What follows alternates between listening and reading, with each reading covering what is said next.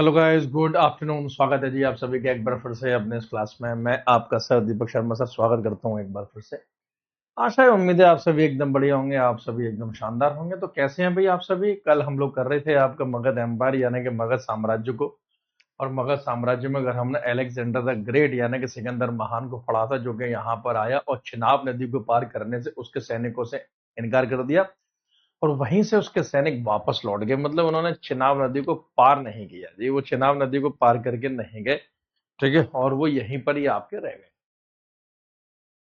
चले भाई, पैर छू के प्रणाम से तो बेटा पूरा हाथ रख के तेरे को आशीर्वाद, पूरे हाथों के साथ आपको आशीर्वाद है। हिमांशु तिवारी जी, जय श्री कृष्ण, पायलागू भाई आशीर्वाद आप सभी को। विशाल पाल जी राधे राधे, रवि जी नमस्कार, आप सभी को स्वागत है। फटाफट से ठीक 4 बजते ही मैं आप सभी के सामने उपस्थित हूँ अपने डेली की इस क्लास में। 4 का मतलब 4, मेरे लिए लेट लतीफ कुछ भी नहीं होता है। मेरे लिए 4 का मतलब 4 ही होता है, इसलिए अगर 4 बजे आया हूं तो फिर 4 बजे ही आपकी मतलब क्लास होगी। तो चले उसी पॉइंट की ओर चलते हैं, यानी कि उसी पॉइंट की ओर हम और आप मिलके आगे बढ़ते हैं। तो पॉइंट ये था कि आखिरी में जो राजा धनानंद रह गया था, जब अलेक्जेंडर सिकंदर यहां से वापस चला गया, उसे जो कुछ भी युद्ध विद्ध करने थे अपना युद्ध करके वापस चला गया, वो यहाँ से मतलब वापस लौट गया। जब सिकंदर यहाँ से वापस चला गया और अलेक्जेंडर यहाँ से वापस लौट गया, तो उसके बाद एक प्रोसेस शुरू हुआ। ठीक है, देव आपको कैसे भूल सकते हैं, आप तो बेटा स्टार्टिंग के बच्चों में से। तो नोट बनाकर फिर से हम इंडिया की हिस्ट्री पर ही आते हैं। अलेक्जेंडर के बारे में जो कल लिखा है, सिकंदर के बारे में वो सब याद कर लेना। वही सब आपसे अलेक्जेंडर सिकंदर के बारे में आपसे पूछा जाएगा। दीपक कुमार जी आशीर्वाद। ठीक है, तो आप यहाँ नोट बनाकर पढ़ लिखें, नोटबुक निकालो, पेन निकालो और लिखना शुरू करो, तो टाइम वेस्ट कोई नहीं करेगा। आप लिखो इन 323 BC, यानी 323 ईसा पूर्व में। ठीक है, इन 323 BC, 323 ईसा पूर्व में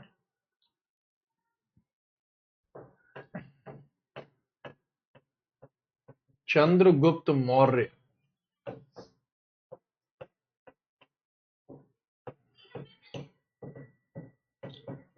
डिफीटेड राजा धनानंद। चंद्रगुप्त मौर्य ने राजा धनानंद को पराजित किया। ठीक है, तो 323 ईसा पूर्व में चंद्र गुप्त मौर्य ने राजा घनानंद, धनानंद और घनानंद कल बताया था एक ही बात है, घनानंद को हराया। तो नंद वंश का आखिरी शासक चंद्रगुप्त मौर्य के द्वारा राजा घनानंद को पराजित किया गया। इसके पीछे की स्टोरी है, इसके पीछे की कहानी है कि भाई चंद्रगुप्त मौर्य ने राजा घनानंद को क्यों हराया। सर जी आपको ऑफिस क्या है, कहाँ से पढ़ाते हैं? दिल्ली है? हाँ बेटे, हमारा ऑफिस दिल्ली में है। ठीक है, दिल्ली मुखर्जी नगर के पास ही ऑफिस है जी। यहीं से ये सारी क्लासेस आपकी मतलब रन करती हैं, यहीं से आपकी सारी क्लासेस ये होती हैं। तो मैं आपको स्टोरी सुनाऊंगा, आपको एक कहानी सुनाऊंगा। देखो कहानी कुछ इस प्रकार से है, ये जो शख्स, जो व्यक्ति आप सभी के सामने है, ये है चाणक्य, कौटिल्य। इन्हीं को मतलब कहा गया है, असली नाम मिला है इनका विष्णुगुप्त। ठीक है, चाणक्य, कौटिल्य या विष्णुगुप्त। तो कहानी सुनना।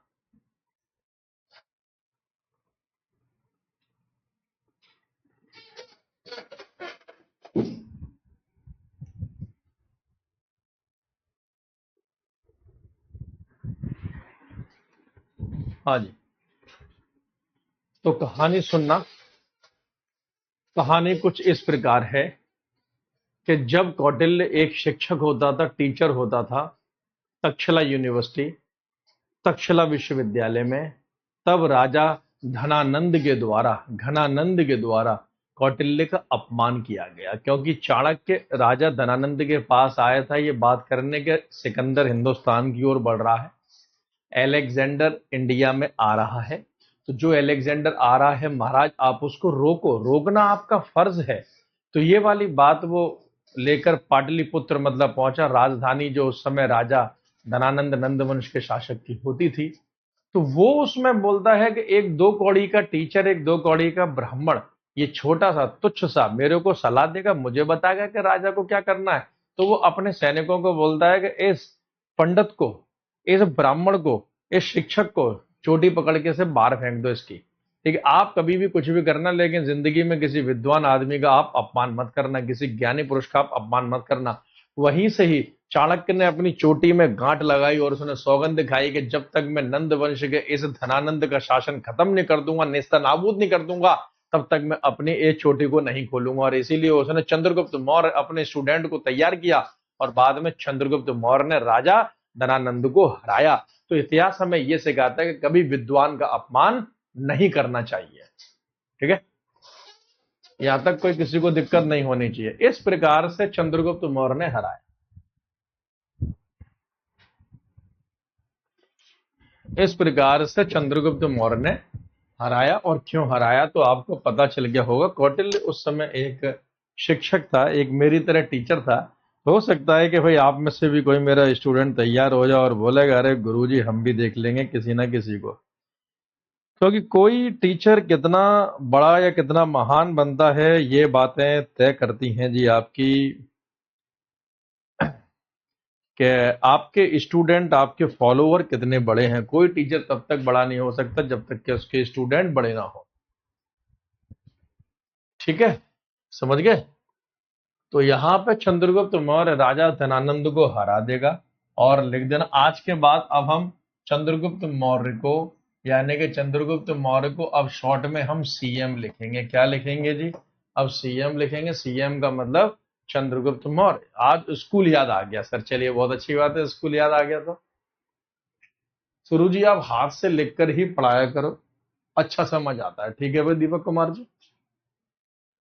और इसी 323 बीसी में लिख लो, इसी 323 ईसा पूर्व में मौर्यन एम्पायर वॉज फाउंडेड। लिख लो, मौर्य साम्राज्य की नींव रखी गई। चंद्रगुप्त मौर्य फाउंडेड मौर्यन एम्पायर, मौर्य साम्राज्य की नींव रखी गई।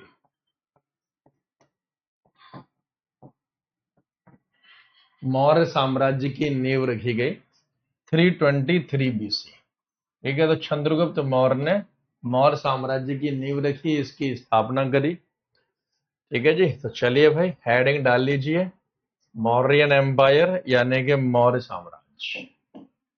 मौर्यन एम्पायर कहने का मतलब मौर्य साम्राज्य। मौर्यन एम्पायर, मौर्य साम्राज्य। ये मैं पूरे मौर्य साम्राज्य का ही है। नया चैप्टर। क्षेत्र मगध का है लेकिन साम्राज्य मौर्य का है।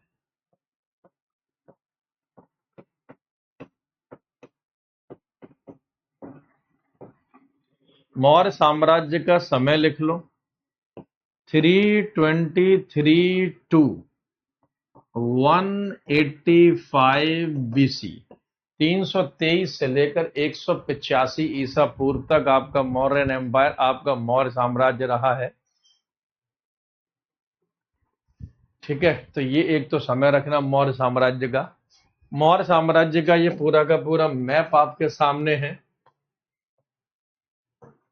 ये पूरा मैप है कि मौर्य साम्राज्य कहां से लेकर कहां तक रहा जी आपका। तो लगभग यहां अफगानिस्तान से लेकर, आप याद रखना ये पूरा अखंड भारत है। ये अफगानिस्तान से मतलब मौर्य साम्राज्य शुरू होता है। कहां से? अफगानिस्तान से लगभग मौर्य साम्राज्य के आपकी शुरुआत होती है।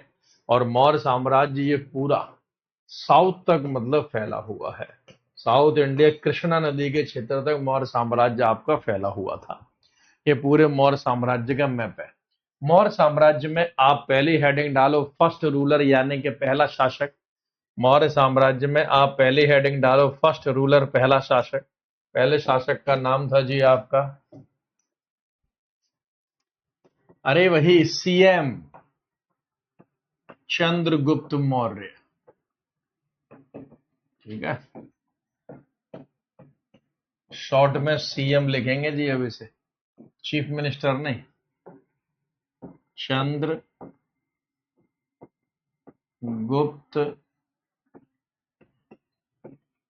Maurya 323 to 298 BC. समय याद रखना है, इतिहास का मतलब समय ही है। टाइम बहुत महत्वपूर्ण है जी इतिहास में। 323 ईसा पूर्व से लेकर 298 ईसा पूर्व तक चंद्रगुप्त मौर्य सीएम का समय है। सीएम के बारे में पहला पॉइंट लिख लीजिए,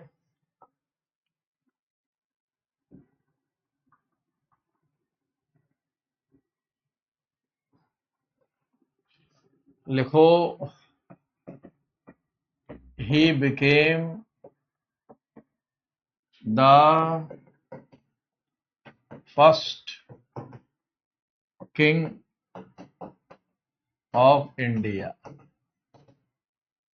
he became the first king of India, पूरे अखंड भारत का पहला राजा इसी को माना गया है। लिख ले, तो लिख लो भारत का पहला राजा,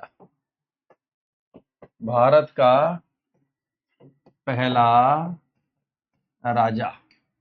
तो he became the first king of India, ये भारत का पहला राजा बना जी। तो अगर आपसे पूछा जाए who became the first king of India, तो भारत का पहला राजा चंद्रगुप्त मौर्य। भारत का पहला राजा चंद्रगुप्त मौर्य। पूरे भारत का पहला राजा अगर कोई है तो चंद्रगुप्त मौर्य है। कौन है? चंद्रगुप्त मौर्य है।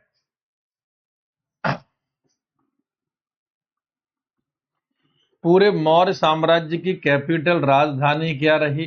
तो कैपिटल लिख लो जी, राजधानी रही मौर्य साम्राज्य की, राजधानी कैपिटल लिख लो पाटलिपुत्र। राजधानी क्या रही जी? पाटलिपुत्र राजधानी रही, पाटलिपुत्र, आज का पटना। आज का पटना मौर्य साम्राज्य की राजधानी रही। चंद्रगुप्त मौर्य, चंद्रगुप्त मौर्य का गुरु कौन रहा? तो लिख लो चंद्रगुप्त मौर्य का गुरु, ये बहुत जरूरी है जी। चंद्रगुप्त मौर्य के गुरु का नाम लिख लीजिए, साथ साथ लिखोगे तो दिमाग में छप जाएगा। इसके गुरु का नाम है जी कौटिल्य। क्या नाम था जी? कौटिल्य, या इसी को बोला गया है चाणक्य। तो इसके गुरु का नाम था कौटिल्य या चाणक्य। अभी तो फोटो दिखाई थी जी, कौटिल्य या चाणक्य। ये लो जी, ये रहा जी इस भाई साहब का गुरु, कौटिल्य चाणक्य। ठीक है, कौन है ये चाणक्य है। सबसे पहली बात कि चाणक्य टीचर था, एक मेरी तरह शिक्षक था, एक मामूली सा शिक्षक, लेकिन टीचर कभी मामूली नहीं हो सकता है। इससे पहले भी भारतीय राजा हुए हैं, लेकिन अखंड भारत का पहला राजा आपका चंद्रगुप्त मौर्य के वाकई में जिसने लगभग पूरे भारत के ऊपर कब्जा किया या फिर रूल किया, शासन किया, तो वो चंद्रगुप्त मौर्य ही था। पूरे अखंड भारत का पहला राजा आपका चंद्रगुप्त मौर्य ही था, याद रखिएगा जी आप। ठीक है, तो ये टीचर था। ये टीचर कहाँ था? तो लिख लो, ये तक्षशिला यूनिवर्सिटी में एक टीचर था।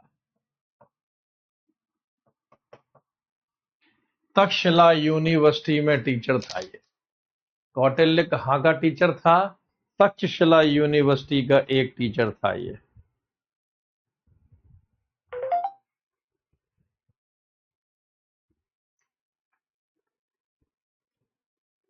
ठीक है, तक्षशिला यूनिवर्सिटी का एक टीचर। आदित्य सर क्लास नहीं लेते क्या? अभी लेते हैं आदित्य सर क्लास, क्यों नहीं लेते? लेते हैं जी, है ना। लिख लो तक्षशिला विश्वविद्यालय। ठीक, तक्षशिला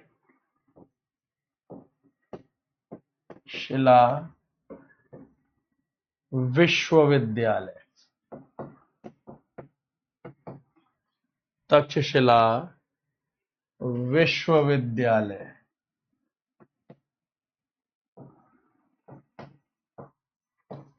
तो ये तक्षशिला विश्वविद्यालय में एक टीचर था। तक्षशिला विश्वविद्यालय कैसा दिखता था, तो ये देख लो जी, ये तक्षशिला यूनिवर्सिटी थी, ये तक्षशिला विश्वविद्यालय ऐसा दिखाई देता था जी। ये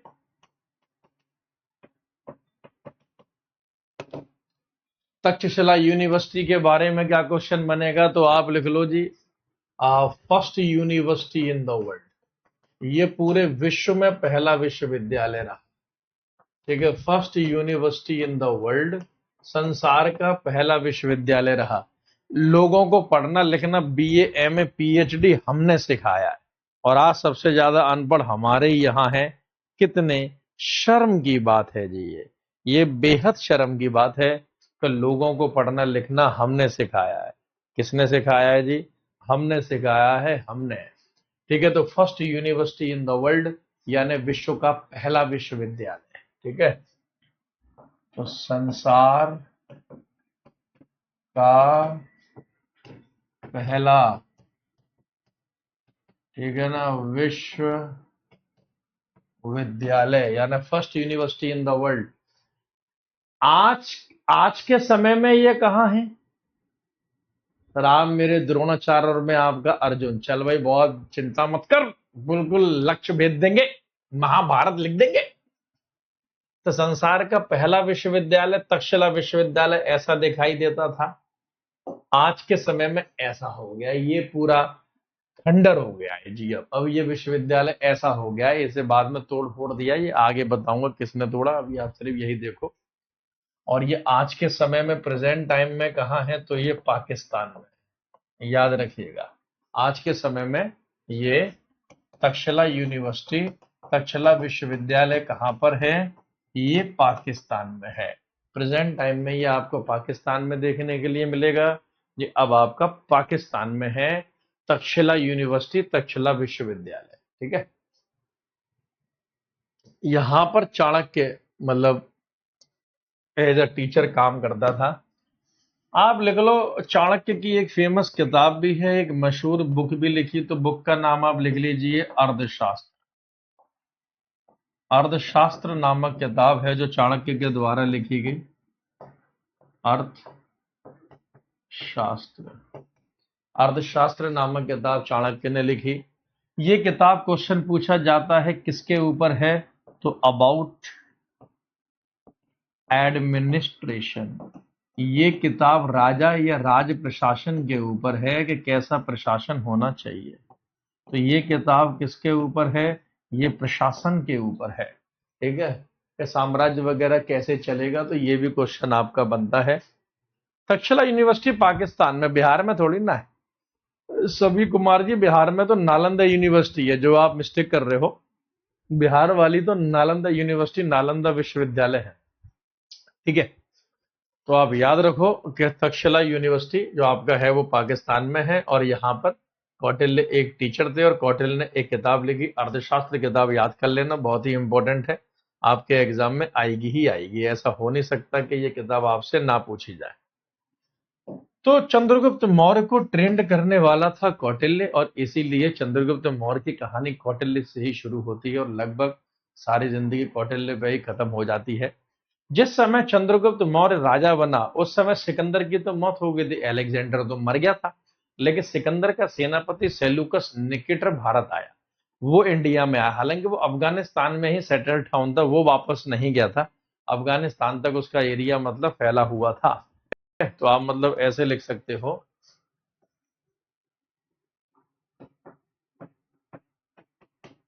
during the time of CM, CM बोले तो Chandragupta Maurya, Seleucus Nicator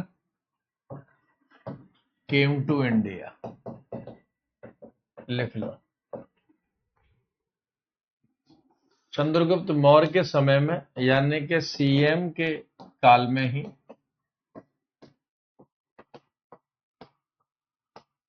सेलूकस Nicator, आज के बाद हम सिर्फ इसे सेलूकस लिखेंगे बस, सेलूकस निकेटर भारत आया। अब क्वेश्चन आपके माइंड में यह बनना चाहिए कि सर सेलूकस कौन था, तो सेलूकस के नीचे ब्रैकेट में लिख दीजिए कि सेलूकस जनरल ऑफ एलेक्जेंडर, सिकंदर का सेनापति। तो जो सिकंदर था उसका सेनापति के तौर पे था ये, सिकंदर का सेनापति। तो सिकंदर के सेनापति के तौर पर काम करता था सेलूकस निकेटर। ठीक है, सिकंदर के सेनापति के तौर पर कार्य करता था सेलूकस निकेटर। ठीक है, तो ये भारत आया क्योंकि जब सिकंदर मर गया तो जहां जहां वो सेलूकस को छोड़ के गया वो पूरा एरिया सेलूकस का हो गया। तो सेलूकस करने तो आया था यहाँ पे युद्ध, यहाँ पे लड़ाई करने आया था कि आप भाई देखते हैं चंद्रगुप्त मौर्य को हराएंगे, जीतेंगे और भारत तक अपने साम्राज्य को लेके जाएंगे। ठीक है, इसलिए आया सेलूकस निकेटर। वीडियो नहीं चल रही है मेरी सर, कितने कितने बच्चों की वीडियो नहीं चल रही है और क्या दिक्कत आ रही है जरा फटाफट बताओ। आज किस किस की वीडियो नहीं चल रही है, क्या दिक्कत है? क्योंकि यहाँ तो वीडियो एकदम सही चल रही है, फर्स्ट क्लास चल रही है। मैं खुद भी चेक कर लेता हूँ, where is my cell phone, cell phone, cell phone, ये रहा। हाँ, चले भाई, दो बच्चों का मैसेज आया कि सर वीडियो नहीं चल रही है, तो किस किस की नहीं चल रही है ये देखता हूँ।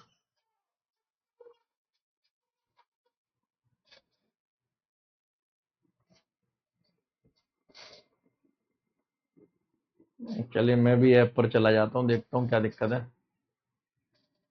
थोड़ी सी रुकी थी सर, कोई दिक्कत नहीं है।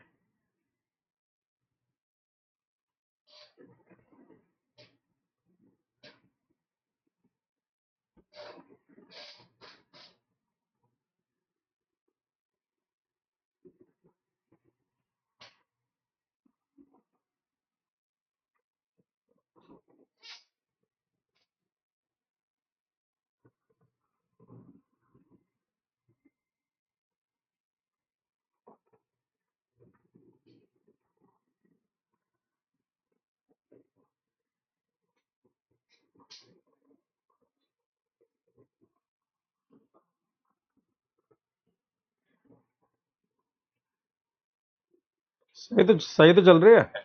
ठीक है, साम्राज्य वगैरह कैसे चलेगा, तो ये भी क्वेश्चन आपका बनता है। तक्षशिला यूनिवर्सिटी पाकिस्तान में, बिहार में थोड़ी ना है। सभी कुमार जी, बिहार में तो नालंदा यूनिवर्सिटी है, जो आप मिस्टेक कर रहे हो। बिहार वाली तो नालंदा यूनिवर्सिटी, नालंदा विश्वविद्यालय। ठीक है, तो आप याद रखो कि तक्षशिला यूनिवर्सिटी जो आपका है वो पाकिस्तान में है, और यहाँ पर कौटिल्य एक टीचर थे और कौटिल्य ने एक किताब लिखी, अर्थशास्त्र किताब, याद कर लेना, बहुत ही इंपॉर्टेंट है, आपके एग्जाम में आएगी ही आएगी। ऐसा हो नहीं सकता कि ये किताब आपसे ना पूछी जाए। अभी जी मैं पढ़ाऊंगा। तो चंद्रगुप्त मौर्य को ट्रेंड करने वाला था कौटिल्य, और इसीलिए चंद्रगुप्त मौर्य की कहानी कौटिल्य से ही शुरू हुई। तक्षशिला यूनिवर्सिटी जो आपका है वो सही चल रहा है, फर्स्ट क्लास, कोई दिक्कत नहीं है जी।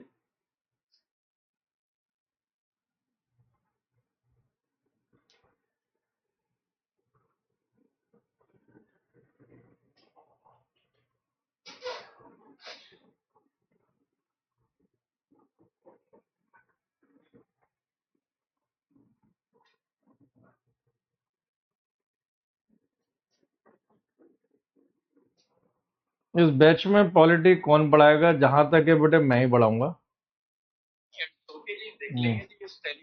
और कोई और पढ़ाएगा तो आपको उसकी इंफॉर्मेशन मिल जाएगी बच्चे, मैं ही आपको इंफॉर्मेशन प्रोवाइड करवा दूंगा।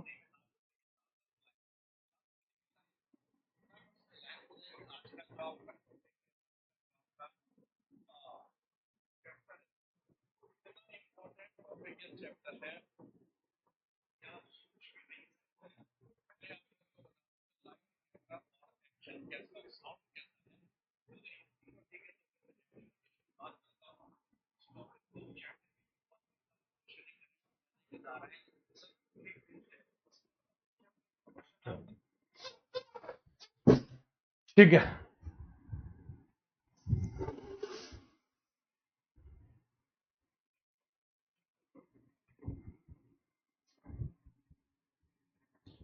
तो ये सेलुकस निकेटर एक योद्धा था जो कि चंद्रगुप्त मौर्य के समय हिंदुस्तान में आया था, और उस समय हिंदुस्तान का राजा चंद्रगुप्त मौर्य था, और सेलुकस निकेटर अलेक्जेंडर यानी कि सेनापति का ये सिकंदर का सेनापति हुआ करता था। ठीक है। हाँ शायद बेटा इंद्रजीत वो वही पढ़ाएंगे। ठीक है। तो आप याद रखना कि अगर हम लोग मतलब बात करें कि सेलुकस निकेटर कौन था, तो ये सिकंदर का सेनापति था। He was a general of the Alexander यानी कि ये सिकंदर। ठीक है। अब क्या हुआ, ये युद्ध करने के लिए आया, लेकिन कौटिल्य और चाणक्य और चंद्रगुप्त मौर्य की समझदारी देखकर इनके बीच में एक संधि हो गई, एक लड़ाई नहीं हो गई। ठीक है। पॉलिटी सर आप ही पढ़ाना, आपसे समझ में आता है। आप मुश्किल ही पढ़ाएंगे बेटा, नहीं अभी मैं पढ़ाऊंगा। देखो, तो यहां हुआ ट्रीटी हुई, चंद्रगुप्त मौर्य और सेलुकस के बीच में एक हुई ट्रीटी। पहले पेन छोड़ने ना, इसको समझना, और जब मैं समझाना बंद कर दूं तब फिर इसे उतारना शुरू करना। ठीक है। सेल्यूकस निकेटर, कंडक्टर नहीं, अरे नालायक, हाँ कंडक्टर लिख दिया अभी तुमने।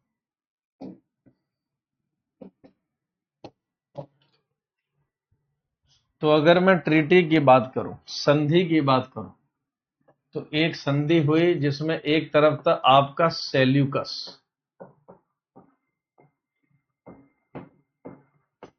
सेलूकस, और एक तरफ था अपना सीएम, अरे वही चंद्रगुप्त मौर्य, सीएम चंद्रगुप्त मौर्य। करंट की क्लास ऐप पर क्यों नहीं हो रही है, ये आपको शुभम मैम ही बता सकती है बेटा। सेल्यूकस, बट बिल्कुल श्रीकांत, थोड़ा तो इंतजार कर ले मेरे बच्चे। इन दोनों के बीच में संधि हुई, समझौता हुआ। ये समझौता हुआ 305 बीसी, 305 ईसा पूर्व में ये संधि हुई। इस संधि के तहत याद रखो एक बहुत ही भयंकर काम हुआ, वो काम जो कि हिंदुस्तान के इतिहास में पहली बार हुआ। सेल्यूकस निकेटर ने अपनी बेटी की शादी चंद्रगुप्त मौर्य के साथ करा। सेल्यूकस निकेटर ने अपनी बेटी की शादी चंद्रगुप्त मौर्य के साथ करा दी, और सेल्यूकस निकेटर की डॉटर, पुत्री, बेटी का नाम था, लिख लो, हेलेना। अरे दिमाग में छप जाएगा, हेलेना, है ले ना, यानी हेलेना। इसकी बेटी का नाम था हेलेना, और इसका विवाह, इसकी शादी चंद्रगुप्त मौर्य के साथ करा दी। ठीक है, मैरिड टू चंद्रगुप्त मौर्य।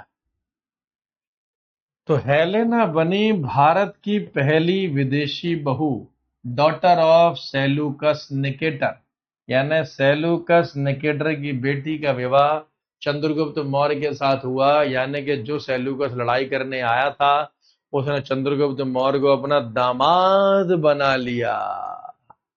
देख रहे, दामाद बन गया भाई। तो हेलेना बनी भारत की पहली विदेशी बहू। तो ये उस समय की सोनिया गांधी समझ लो जी आप। ठीक है, कैसी दिखती थी हेलेना, तो ये भी देख लो जी, भारत की पहली विदेशी बहू ऐसी दिखाई देती थी। ये है जी हेलेना का बहुत पुराना पोस्टर, बड़ी मुश्किल से मिला है जी मुझे इंटरनेट पे, चैट जीपीटी जेमिनाई के द्वारा मैं ऐसे लेके आया हूं।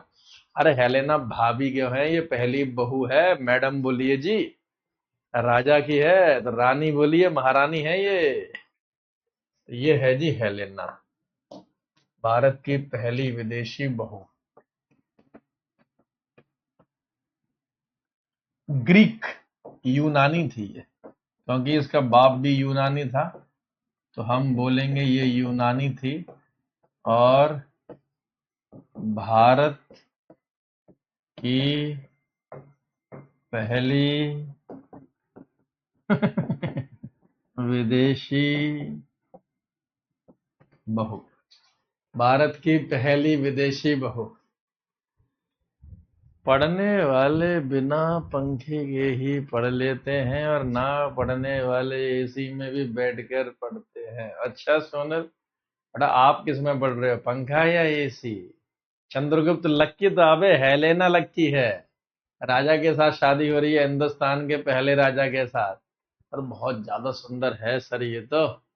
अरे इतनी पुरानी है, कई साल पुरानी फोटो में भी आपने मतलब इसकी सुंदरता पहचान ली। क्या निगाहें पाई हैं बेटे। और बदले में ध्यान रखना, बदले में चंद्रगुप्त मौर्य ने सेल्यूकस को 500 हाथी तोहफे में दिए। 500 एलिफेंट्स हाथी तोहफे में दिए एज अ गिफ्ट। उपहार के तौर पे चंद्रगुप्त मौर्य ने सेल्यूकस निकेटर को 500 हाथी दिए। तो याद रखना, 500 हाथी तोहफे में दिए, 500 हाथी। तो ये संधि याद रखना चंद्रगुप्त मौर्य और सेल्यूकस निकेटर के बीच हुई थी। इसके बाद सेल्यूकस निकेटर 500 हाथी लेकर यहां से वापस चला जाएगा और चंद्रगुप्त मौर्य को अफगानिस्तान दे जाएगा। तो आपसे सवाल अगर पूछा जाए कि बताओ चंद्रगुप्त मौर्य को दहेज में, डौरी में क्या मिला था, तो अगर आपसे पूछा जाए कि बताओ चंद्रगुप्त मौर्य को डौरी यानी कि दहेज में क्या मिला था, तो चंद्रगुप्त मौर्य को डौरी और दहेज में पूरा अफगानिस्तान मिला था, आज का अफगानिस्तान। तो आज का अफगानिस्तान चंद्रगुप्त मौर्य को दहेज में मिला था, जो सेल्यूकस निकेटर के पास था। कम ही दिए सर। 500 हाथी, 500 हाथी जानते हो कितने होते हैं बेटा? क्योंकि यूनानियों ने कभी भी हाथी नहीं देखे थे, ठीक है। यूनानियों ने कभी भी हाथी नहीं देखे थे, इसलिए हाथी मतलब दे दिए गए।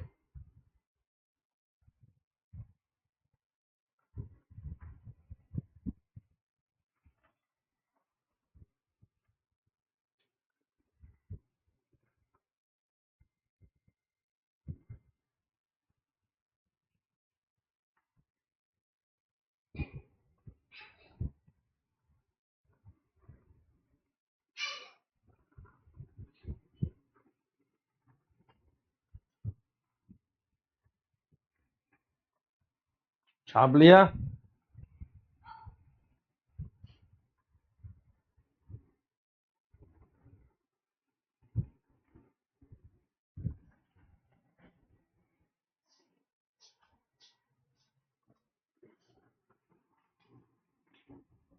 हाँ, बेटी देके हाथी लेके गया, बोल सकते हो।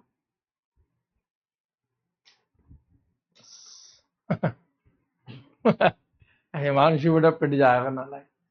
ठीक है। अब इसके बाद क्या है कि जैसे चंद्रगुप्त मौर्य रूल तो कर ही रहा था, शासन कर ही रहा था।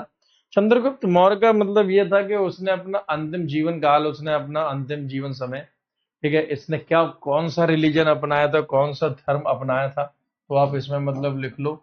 अगला पॉइंट के सीएम, अरे हेलेना को तो ऊपर रहने देते हैं, लिख लेना सीएम एडॉप्टेड जैनिज्म। इसने जैन धर्म अपनाया था। चंद्रगुप्त मौर्य ने लिख लो जैन धर्म को अपनाया। तो अपने जीवन के अंतिम समय में इसने जैन धर्म को अपना लिया, हिंदू धर्म छोड़कर जैन धर्म को इसने अपना लिया। कल का पीडीएफ नहीं हुआ अभी अपलोड, ठीक है, आज बोलता हूँ, आज करवा देता हूँ दोनों। ठीक है, जैन धर्म को अपना लिया। तो जैन टीचर कौन था जी, इसका लिख लो। जैन गुरु कौन था, जैन गुरु का नाम लिख लीजिए।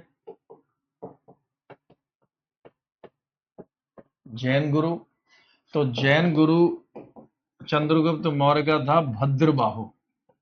भद्र भद्रबाहु।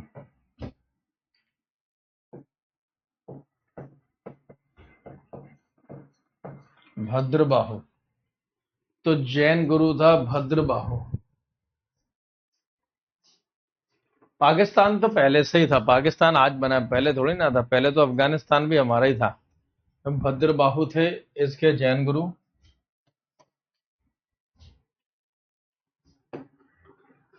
आखिरी सांस चंद्रगुप्त मौर्य ने कहाँ ली? तो लिख लो, लास्ट ब्रीथ। अपनी आखिरी सांस, अंतिम सांस कहां पर ली? तो लिख लो, अंतिम सांस कहां पर ली चंद्रगुप्त मौर्य ने, कहां पर इसकी डेथ हुई?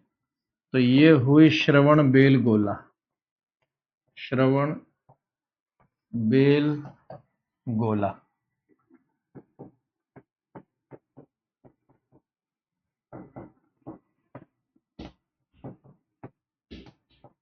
श्रवण बेलगोला कहां पर है? कर्नाटका।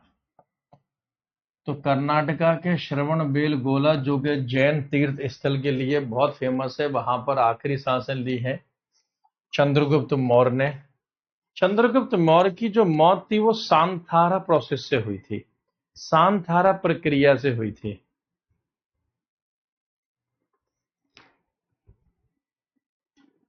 ठीक है, तो याद रखना। लिखो, ही डाइड थ्रू सांथारा प्रोसेस। इसका देहांत सांथारा प्रक्रिया से हुआ। राइटिंग पे ना जाए, शब्दों पे ना जाए, भावनाओं को समझें। लिख लो, सांथारा प्रोसेस यानी कि सांथारा प्रक्रिया। जल्दी से ये लाइन उतारो इसकी।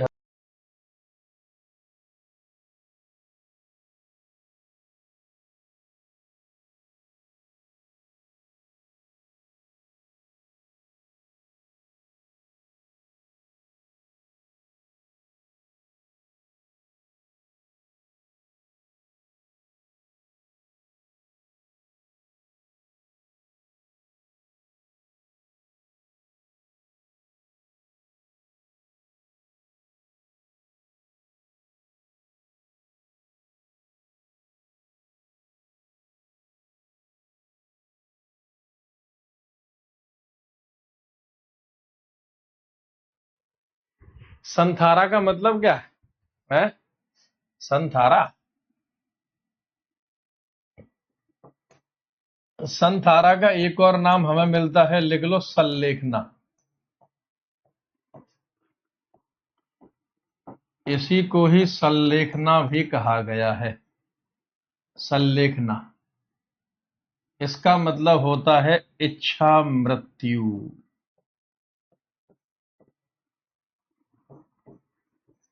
लिख लो, इच्छा मृत्यु। इंग्लिश में कहते हैं यूथनेसिया। मतलब इंसान मरने से पहले खाना पीना छोड़ देता है और मतलब समाधि की तरफ चलता है, खाना पीना सब छोड़ देता है और धीरे धीरे मौत को प्राप्त हो लेता है। चंद्रगुप्त मौर्य की इच्छा थी कि भाई मैं जब मर जाऊं तो मुझे मरने के बाद मेरा देहांत ना किया जाए, अंतिम संस्कार ना किया जाए, बल्कि मुझे, हाँ जी बिल्कुल, जैन धर्म से संबंधित है संथारा प्रोसेस। इस प्रोसेस का संबंध जैनिज्म, जैन धर्म के साथ है। आप याद रखिएगा, किसके साथ है? जैन धर्म के साथ है। इसका संबंध जैनिज्म के साथ, जैन धर्म के साथ। ठीक है, जैन धर्म यानी कि जैनिज्म के साथ है इसका संबंध संथारा का। संथारा मतलब जैनियों में इच्छा मृत्यु प्राप्त करते हैं, समाधि लेते हैं। तो इसकी इच्छा थी कि मेरे मरने के बाद मेरा अंतिम संस्कार ना किया जाए, बल्कि मेरी लाश को चील कौओं को खिला दिया जाए। चील कौओं को, किसको खिला दिया जाए? चील कौओं को खिला दिया जाए।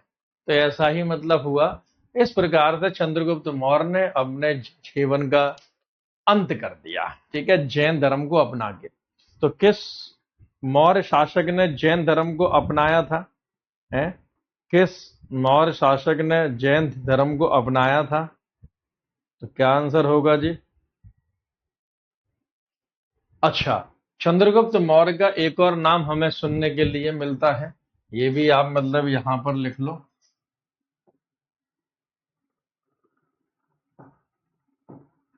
ही was also called as Sandrocottus. लिख लो, इसे सेंड्रोकोटस भी कहा गया है। इसे सेंड्रोकोटस भी कहा गया। सेंड्रोकोटस भी कहा गया। सेंड्रोकोटस आप ऐसे मान लो कि सेंड्रोकोटस मतलब यूनानी साहित्य में, यूनान के इतिहास में इसका नाम चंद्रगुप्त मौर्य नहीं, इसको सेंड्रोकोटस ही कहा गया। सर फिर हेलेना भाभी का क्या हुआ रे? फिर हेलेना भाभी इसकी विधवा के तौर पे जी महारानी है, फिर राजमाता शिवगामी की तरह बन गई वो। ठीक है, तो अब चंद्रगुप्त मौर्य का आएगा बेटा, यानी कि चंद्र मतलब मौर्य साम्राज्य का अगला शासक। तो हेडिंग डालो शासक नंबर 2, बिंदुसार।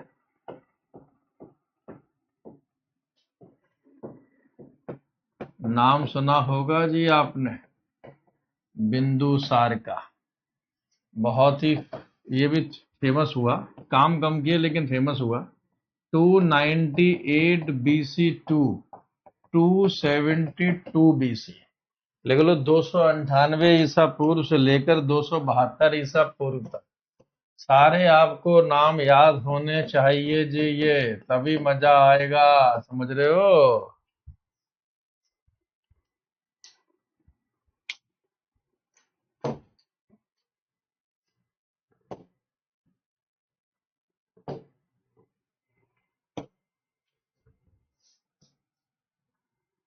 देखो, अब मैं आपको ना एक कहानी सुनाता हूं, वो कहानी सुनना। हिस्ट्री का मतलब ही स्टोरी है, बिना स्टोरी के हिस्ट्री आप पढ़ नहीं सकते। हिस्ट्री का मतलब ही स्टोरी है।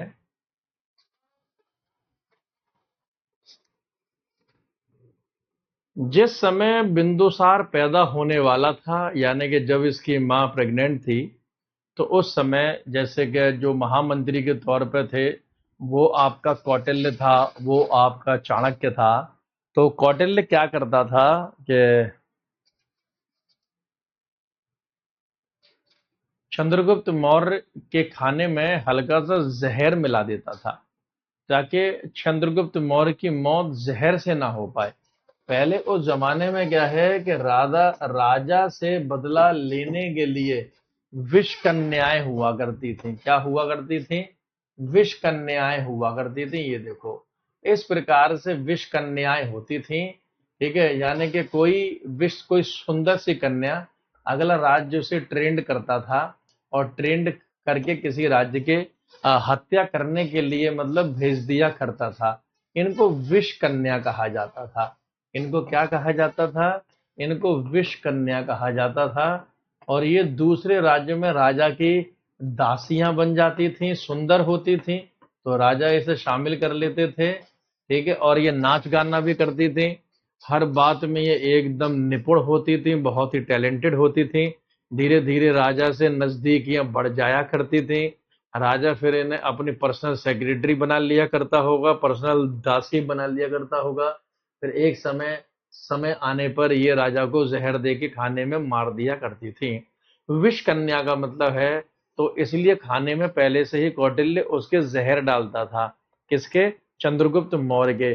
और धीरे धीरे उसकी जहर की संख्या उसने इंक्रीज कर दी, ताकि अगर एक समय में ज्यादा जहर भी चंद्रगुप्त मौर्य को दिया जाए तो वो ना मरे। सर ये अंजना ओम कश्यप है। अच्छा। सही है बेटे सभी। हाँ, तो एक दिन क्या हुआ कि जब चंद्रगुप्त मौर्य के लिए खाना आया तो उसकी वाइफ ने खा लिया, यानी कि चंद्रगुप्त मौर्य की जो वाइफ है उसने खा लिया। तो सोचा होगा चलो ये तो बाद में खा लेंगे जी, पहले मैं खा लेती हूँ।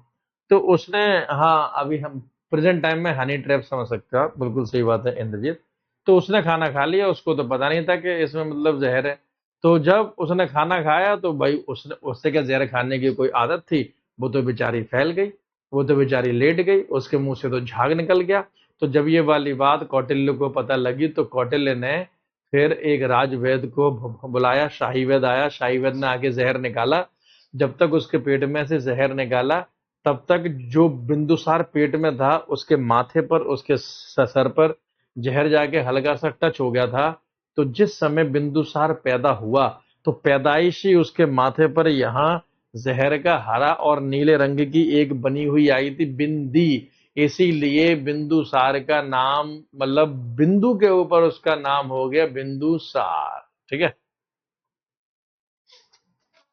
तो इसीलिए बिंदुसार का नाम हुआ जहर की वजह से। तो विष कन्या भी हमें इस काल में देखने के लिए मिली है, तो बिंदुसार का नाम इसीलिए बिंदुसार पड़ा। बिंदुसार के बारे में लिख लो भाई, he was the son of CM. ये चंद्रगुप्त मौर्य का बेटा था। ठीक है, ये चंद्रगुप्त मौर्य का ही बेटा था। कौन? बिंदुसार, दूसरा शासक था ये। बिंदुसार के बारे में अगला पॉइंट मतलब लिखें, Bindusara won entire India, almost entire India, almost entire India। Bindusara ने लगभग पूरा भारत जीता। लिख लो, बिंदुसार ने लगभग संपूर्ण भारत जीता। बिंदुसार ने लगभग संपूर्ण भारत जीता। ब्रैकेट में लिख दो, एक्सेप्ट वन एरिया, एक क्षेत्र को छोड़कर। बस बिंदुसार केवल एक ही क्षेत्र नहीं जीत पाया था, बाकी सारे क्षेत्र बिंदुसार ने जीत लिए थे। कौन सा क्षेत्र था जो बिंदुसार नहीं जीत पाया?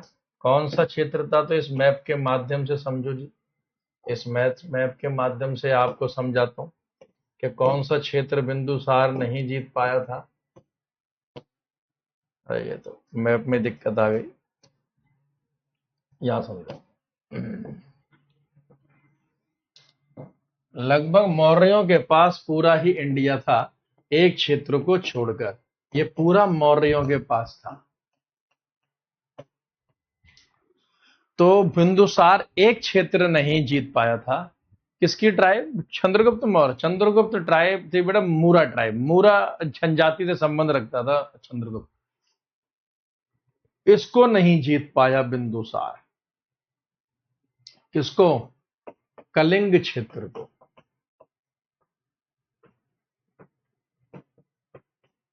कलिंग नहीं जीत पाया। कलिंग बोले तो आज का उड़ीसा है, याद रखना, ये आज के समय का उड़ीसा है।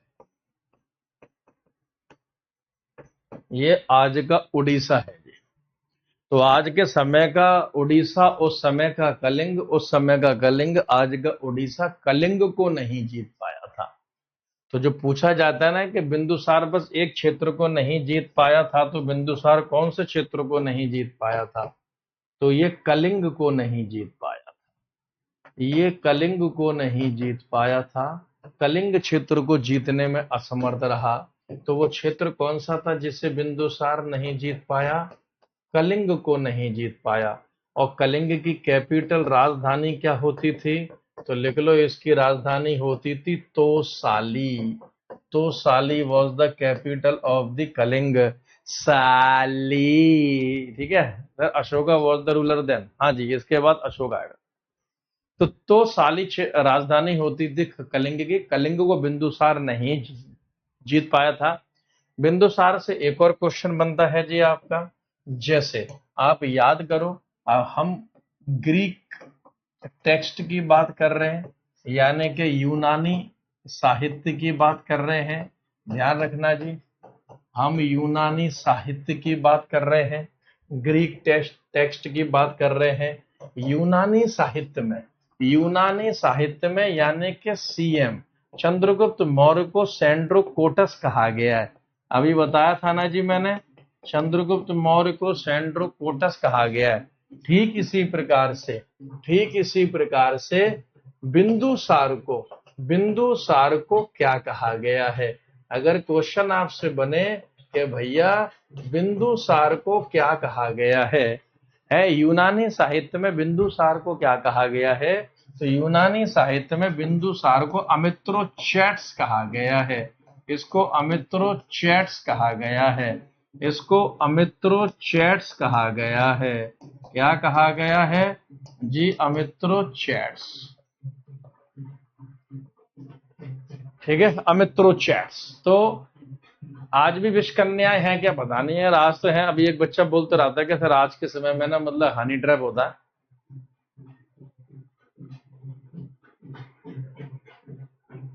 ठीक है,